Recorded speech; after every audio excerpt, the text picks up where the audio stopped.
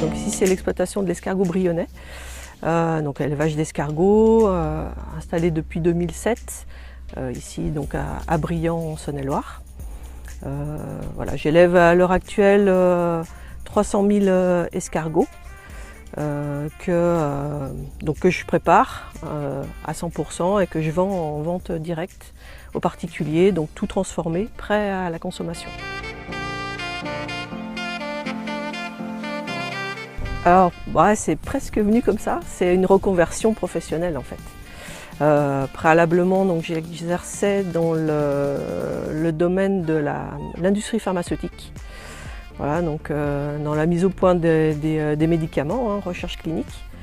Et donc voilà, j'ai eu l'opportunité de venir m'installer ici en Saône-et-Loire, donc dans un secteur très agricole. Voilà, où voilà, j'ai pu faire cette reconversion et donc me lancer dans l'élevage, alors d'escargots, voilà, parce que j'avais entendu parler d'élevage, que ça m'interpellait. Donc j'ai suivi une formation pour apprendre le métier d'éleveuse d'escargots et donc je me suis lancée voilà, alors c'est un diplôme agricole.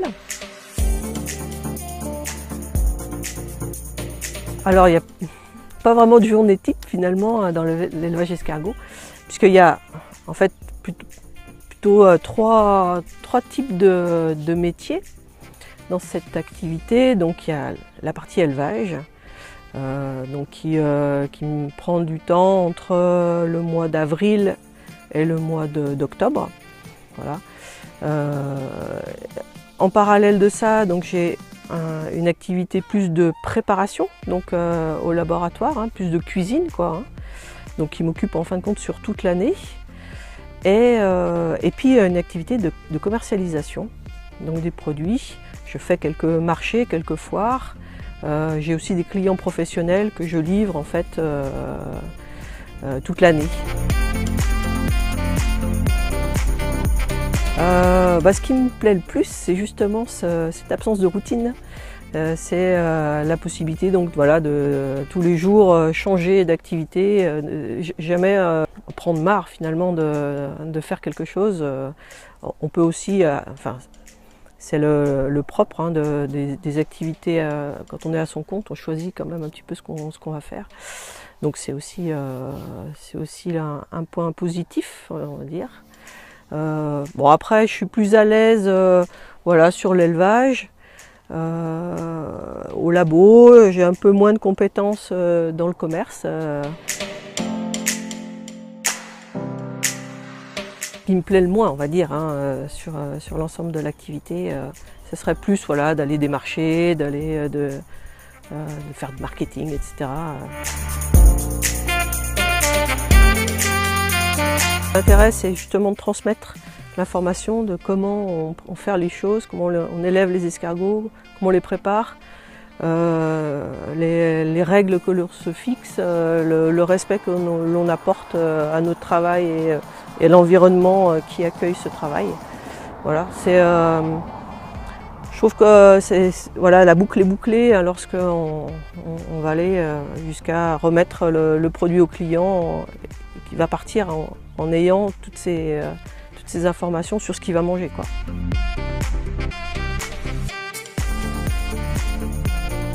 En France, en tout cas, on n'est pas du tout concerné par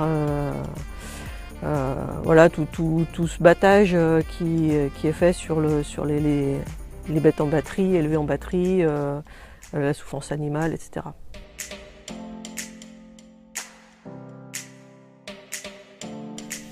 À l'heure actuelle, malheureusement en France, si on parle que de la France, l'agriculture est en chute libre, plus que libre, puisque la population est très vieillissante.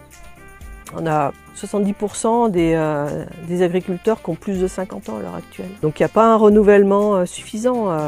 Donc en fait on se dirige, si on veut garder de l'agriculture en France, vers des grosses exploitations, en fin de compte, avec peu d'agriculteurs réellement. Et en fait, on se dirige à l'inverse de ce qu'on voudrait, de ce que les gens voudraient, justement sur ces mêmes thèmes de respect, de bonnes pratiques. Le monde agricole va forcément être modifié. Et malheureusement, là, les voies d'évolution ne sont pas forcément, à mon avis, positives, puisqu'on va vers la mécanisation de plus en plus et l'augmentation de la taille des exploitations avec des postes et des choses qui seront faites dans un but économique et non pas dans l'intérêt de l'animal si c'est de l'élevage ou de l'environnement si c'est de la culture, quoi.